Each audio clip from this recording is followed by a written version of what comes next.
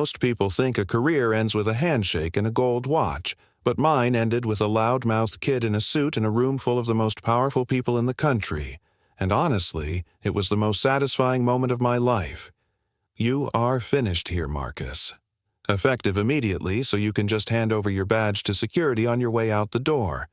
My new boss didn't even try to lower his voice when he said it because he wanted every person in that room to hear him loud and clear, and let me tell you, that room was packed with 2 state governors, a United States senator, 11 top executives from the biggest infrastructure firms in the nation, and a deputy director from the Federal Highway Administration, who had flown all the way in from Washington, D.C. that very morning just to see us sign the papers. We were 45 minutes away from closing a $3.1 billion federal infrastructure grant that was going to completely rebuild transit corridors across 4 different states. Every single signature page was marked with a tab, and every pen was sitting there ready to go. And my boss chose that exact second to flush my career down the toilet. My name is Daniel Carter. I am 54 years old, and I spent 22 years of my life at Halloran Infrastructure Group building.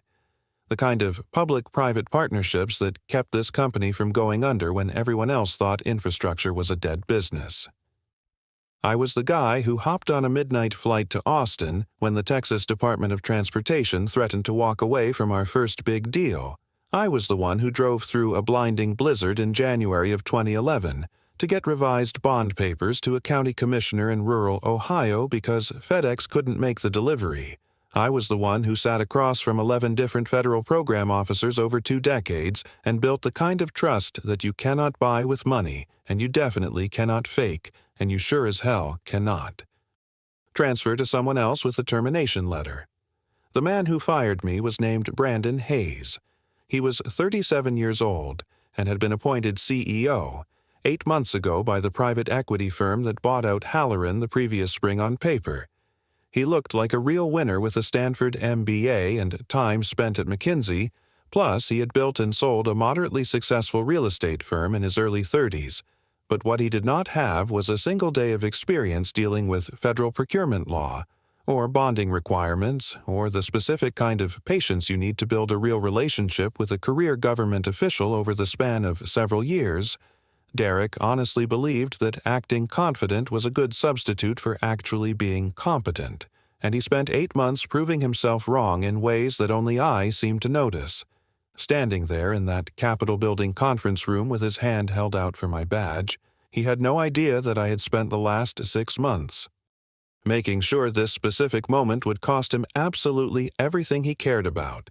Let me explain how I put the pieces together. It was January of this year when I first realized what was heading my way.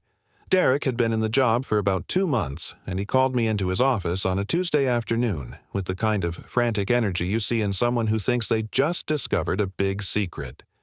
He told me the new owners wanted a leaner leadership profile, and he used a phrase like relationship-heavy roles as if it were some kind of contagious disease.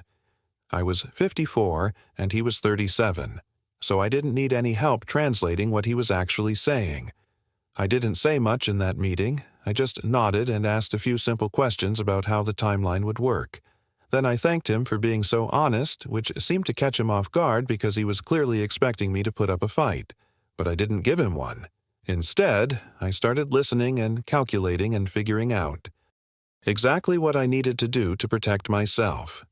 The Halloran Federal Partnership Grant, or what we called the HFP, had been my baby from the very beginning. It took 3 years of hard work, 14 formal proposals, and 4 rounds of revisions from the Federal Highway Administration. I had built the entire project from the ground up, working directly with a deputy director named Victor Mensah, who had been my counterpart on the government side for almost 15 years. Gerald was a meticulous old-school guy who was deeply skeptical of anything that looked like corporate posturing. He trusted me because I had never once overpromised anything to him, and everything I said I would deliver. I actually delivered. That kind of reputation takes a lifetime to build, and it only takes one bad meeting to burn it to the ground. The grant agreement had a specific signing structure that I had suggested during the 3rd revision cycle, and the federal team accepted it without any pushback because it fit. right in with their own risk management rules. That structure designated a responsible authorized representative, or an RAR, whose credentials were tied directly into the federal grant disbursement system. The digital credential for the RAR, which was issued by the Federal Grant Management Office after a background check that took 4 months to finish, was the final piece of security needed before a single dollar could be released. That credential lived on a government-issued smart card, my smart card, which was sitting right there in my jacket pocket on the morning Brandon Hayes told me to hand over my badge. I want to be very precise about what that meant to everyone in that room. Those state governors could sign the papers, the senator could sign the papers, and every private equity partner at the table could put their name on every single page. But without my credential to authorize the final federal compliance certification, that disbursement system would not move a dime. The grant would just sit there in administrative limbo, technically approved, but functionally useless until the Federal Grant Management Office processed a brand new RAR application, which is a process that takes at least 4 months or longer because any change in the authorized signers during the active period of a grant triggers a mandatory compliance review. I never hid this setup from anyone. I explained it in every briefing document and every executive summary and every kickoff meeting for the past 3 years. It was sitting right there in the project Bible that I updated every quarter. It was the kind of detail that matters a whole lot to people who actually read the documents but means absolutely nothing to people who only look at the bullet points in the executive summaries. And Derek was strictly a bullet points guy starting in February. I made sure that the people who really mattered understood the full picture not as a threat or as leverage, but just as a professional duty. I sat down, one-on-one, with Victor Mensa in Washington in February, and then with the senior legal partner at the law firm advising the investment groups in March, and finally with a senior aide to one of the governors in April. In every one of those meetings, I walked through the RAR structure in very careful and neutral terms, explaining that federal grant deals of this size were not like normal commercial contracts and had to be handled with extreme care. It's funny how a guy with a fancy degree can miss the one thing that actually makes a $3 billion deal work, but I made sure that mistake was going to be the most expensive one of his life. There was no simple way to fix things with an amendment, because the feds don't play around with last-minute changes at the top, and every conversation I had with the big players was about making sure they were protected and that all their hard work wouldn't go to waste because of some paperwork gap. They all knew exactly what I was hinting at, but they kept their mouths shut when it came to Derek. I really think you need to understand what I gave up to get to that table because it tells you why I was so calm. My daughter got married back in 2019, and I wasn't even there. I was stuck in Washington for a hearing that wouldn't budge, so I had to watch her walk down the aisle through a FaceTime call on a selfie stick. She doesn't even ask me to come to things anymore. She just expects me to be at work, and that's a special kind of heartache that stays with you. Then, my dad died in 2021 while I was finishing a presentation in Ohio, and even though I drove all night and saw him for his last few hours, I still haven't forgiven myself for not being there sooner. I'm not looking for a pity party. I'm just saying that when Brandon Hayes told me I was done, he thought he was taking my world away, but he didn't know that the things that matter most to me were never his to take in the first place. On the day of the ceremony, I was at the Capitol at 7:15 sharp, doing what I always do. I spent 40 minutes setting up binders and brewing coffee and making sure everything was perfect when Derek walked in at 10 till 9 with his new director, Jennifer. He didn't even look at me. He just headed for the seat at the head of the table like he was the king of the world.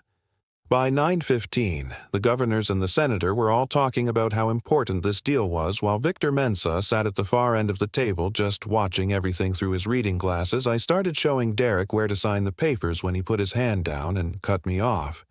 He said my name like I was a piece of junk.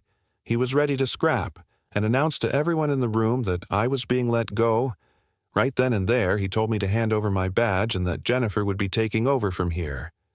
I didn't get angry, I just felt like I was watching someone else walk into a trap. I set my badge on the table and started for the door with my briefcase. and I knew that inside my pocket was the smart card with the federal credentials that made this whole deal possible. And without me, there wasn't going to be a single cent of that $3 billion moving anywhere. I was 3 steps from the exit when Gerald spoke up in that calm voice that always stops a room. He asked about the RAR credential, and Derek looked like he'd been hit with a brick. Gerald told him straight up that without my specific clearance, which takes months to get, the whole grant would be stuck in administrative limbo. Derek looked at Jennifer for help, but she was just looking at the floor, and that's when the governor of Pennsylvania leaned in and asked Derek how on earth he didn't know about this before he decided to fire me in front of everyone. Derek started scrambling, talking about how we could surely fix some tiny administrative hiccup, but the Pennsylvania governor just cut him off and repeated the word 16 weeks to his assistant, who was already on the phone. Checking the schedule, he told his guy that their construction window was going to slam shut in 11 weeks, and they couldn't afford a single day of delay. The senior partner from Meridian Capital had been sitting there as still as a rock, but then he slid the big binder toward the middle of the table and pointed out a tiny little paragraph way in the back. He didn't even look up when he said that the whole deal is void if the federal credentials aren't verified right then and there, and let me tell you, that word void is a real heavy thing to drop in a room full of billionaires. I was still standing by the door, just watching the whole thing play out. Victor Mensa took off his reading glasses and lined them up perfectly with the edge of his legal pad, which was the signal I knew meant he was done listening to the nonsense he told Derek that the Federal Highway Administration was officially stuck and couldn't move forward with the money under the current situation, and he suggested the legal team go read the actual laws before they tried to bluff their way through it again. Gerald just closed his book, put his pen on top, and walked past me out the door without breaking a sweat, like a man who knew exactly where he stood. The room just dissolved into a mess after that, with the senator whispering to his staff and the money guys jumping on their laptops. Derek kept trying to say there were always ways around the red tape, but the Meridian partner just told him flat out that federal grant law doesn't have any back doors, and he had a team of lawyers who would back that up in 10 minutes. The Ohio governor stood up and straightened his suit, and instead of looking at the CEO, he looked right at me and asked where I was going to be for the rest of the day. I told him I'd be downstairs getting a coffee, and he just nodded and walked out. I hadn't been sitting at that corner table for more than 20 minutes when my phone started buzzing.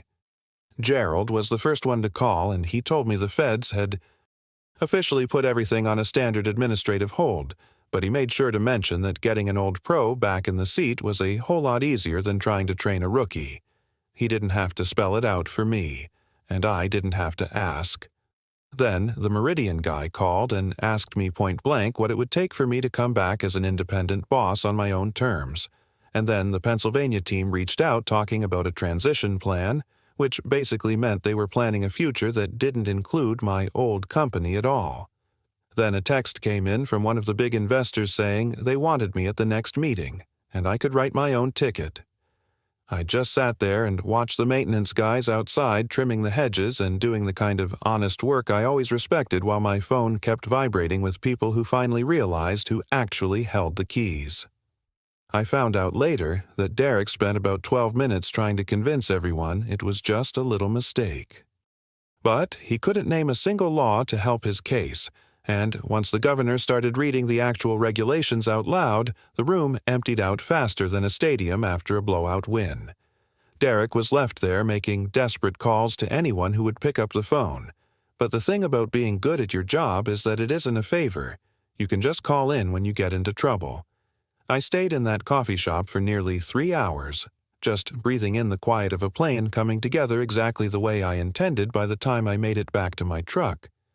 I already had 3 meeting requests and a couple of formal letters of interest sitting in my personal inbox, along with a voicemail from a big-time consulting firm asking if I was looking for a new path. 3 days later, I was sitting down for lunch with Victor Mensa and some folks from the regional highway office to walk through, getting my credentials back in order since I hadn't walked away of my own free will and there wasn't any actual rule. Breaking on my part, the whole process was a lot shorter than the worst-case scenario we were looking at 6 weeks instead of 16. And even though the grant was on ice for a bit, the money was still sitting there, and the deal was still solid. It just needed the right man at the table to finish what was started. I wasn't that man for Halloran anymore, but I was definitely available as an independent consultant, and every single person who had spent the last few days crunching the numbers arrived at the exact same conclusion, which was that the fastest way to get $3.1 billion moving was to go directly through me. The moment I realized I had actually won. Didn't happen when the offers started rolling in, or when the paperwork was filed. It was something much smaller than that. My daughter called me 2 days after that mess at the Capitol building because she heard the news through her husband who had colleagues in the room. She didn't ask me for a play-by-play, she just wanted to know if her old man was doing okay, and then she asked me a question I hadn't heard in years. She asked if I was going to be around for a while, and I told her I planned on it, because I was looking at making some serious changes in my life. She was quiet for a second, and then she just said she was glad. And those 2 words meant more to me than any billion-dollar contract ever. I started my own firm 8 weeks after that signing ceremony that never happened, and I called it Reed Infrastructure Advisors. It was just me and a grant specialist I'd known for 10 years, plus a sharp paralegal because I wanted to keep things small and intentional, so we could do the real work without worrying about impressing people who weren't even paying attention. We finally closed that grant deal in the 7th week of my new company, and the signing was a lot quieter than what Derek had planned. There were no cameras or big speeches, just the people who mattered and the documents that needed signing. Gerald handed me a plain old government ballpoint pen when it was my turn and told me to just get it done, and that was all I needed to hear. We ended up closing the deal at $3.4 billion, which was $300 million more than the deal. Derek tried to finish without me, and my first year of business I cleared 62% more than I ever made at Halloran. I heard through the grapevine that Derek only lasted 11 weeks after that day in the Capitol before his bosses decided to make a change, and the word is he's now working for a firm in Denver, reporting to a guy who actually understands that people and relationships are what keep this business alive. I don't feel any real joy about his downfall, but I do find it interesting that he had to learn such a hard lesson just because he thought he could stand on the grave of the old way of doing things instead of learning from it. I got a second chance at something way more important than a highway project because my daughter and I have dinner every other Sunday now, and I haven't missed a single one since I started my own shop. It turns out that when the work is yours, you can finally be a professional and a human being at the same time. And I spent 22 years thinking I had to choose one or the other. I've got a framed copy of that grant agreement on the wall behind my desk with my signature right there at the bottom and right underneath it. I keep that cheap pen Gerald gave me, even though it stopped working months ago. And the most unexpected thing about the whole ordeal isn't the money or the firm or seeing my old boss fail. It is the fact that if Brandon Hayes hadn't fired me, I never would have realized that I was the one holding the keys to my own life the whole time I spent my career building bridges for other people to walk across. But it took getting kicked out the door to finally build the one that led me back to my own family.